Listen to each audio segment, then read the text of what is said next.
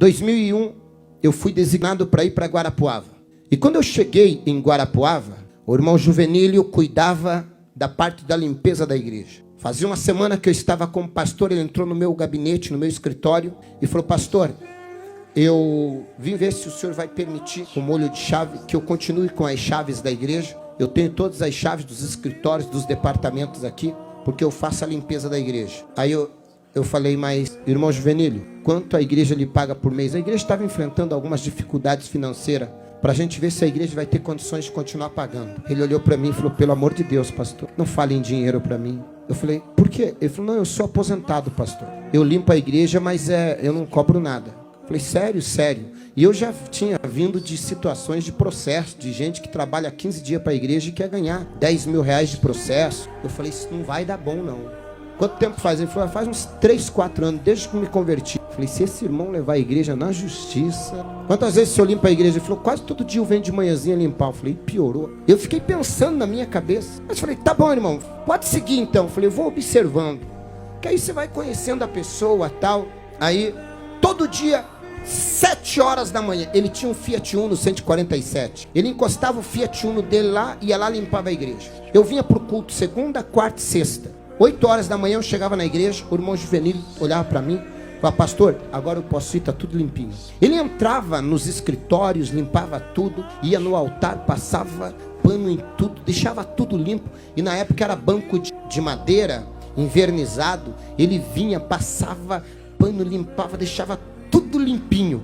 E aí ia para casa, voltava, resolvia os problemas dele pela manhã, voltava no culto da tarde. Eu fui tentando identificar se ele tinha algum perfil de amanhã ou depois levar a igreja na justiça. Eu nunca vi ele reclamando de nada. Eu falei: mas vou ficar atento. Até que um dia ele entrou no meu gabinete e falou assim: pastor, eu queria lhe pedir uma autorização. Eu falei: pois não. Ele falou: pastor, me perdoe, mas eu fiz de tudo para poder mudar um horário de consulta.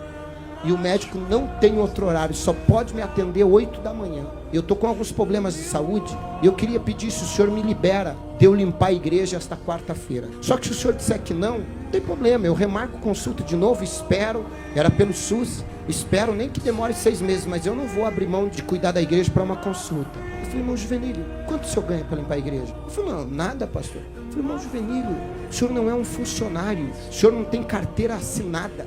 O senhor não precisa nem justificar. É problema de saúde, vai cuidar da tua saúde. Eu falei: pastor, o senhor não vai ficar bravo comigo? Eu falei: meu Deus, esse irmão é diferenciado. Eu falei: tem gente que arruma, ganhando, arruma desculpa para não ir.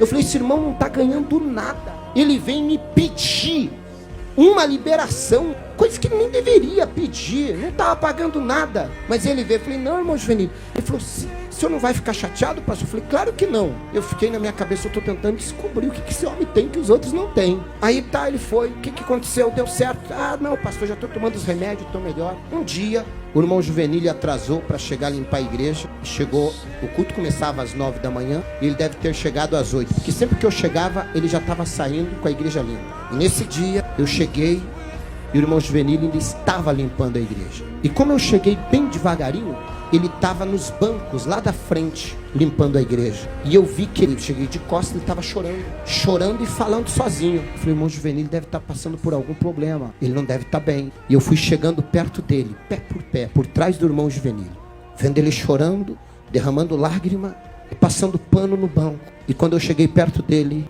eu ouvi a oração de alguém que realmente serve a Deus. E ele estava assim: Senhor, eu era um bêbado, minha família ia se perder, eu não valia nada. E a Bíblia diz, antigamente, só podia entrar no teu santuário os levitas para auxiliar na limpeza, mas no Santo dos Santos, só o sacerdote. E o Senhor me deu a oportunidade de poder limpar até o teu altar, aonde o teu servo vai pregar.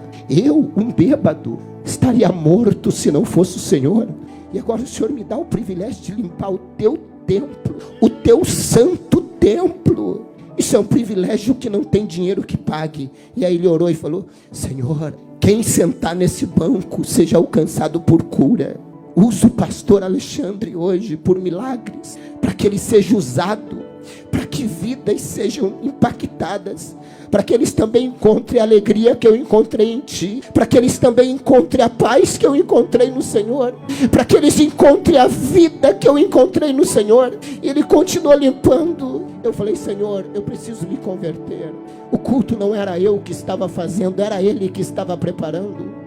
O culto era para Ele, era para o Senhor. Naquele dia eu senti que nada do que eu achava que eu era. Naquele dia eu vi alguém com uma conversão muito grande. Naquele dia saiu toda a preocupação minha com respeito: esse homem vai levar a igreja para a justiça, reivindicando direito. Ao contrário, esse homem se sentia o mais privilegiado de poder fazer qualquer coisa para o reino de Deus. E cada vez que eu acho que eu sou o dono do altar, que eu sou o pastor, presidente da igreja, eu lembro dele, eu falo: eu não sou nada, eu só sou um privilegiado, que ele me deu o privilégio de assumir o altar, para falar do amor dele, para pregar o evangelho. Isso é conversão, isso é servir a Deus com alegria, isso é reconhecimento de quem nós éramos e de quem nós somos. Gratidão, gratidão.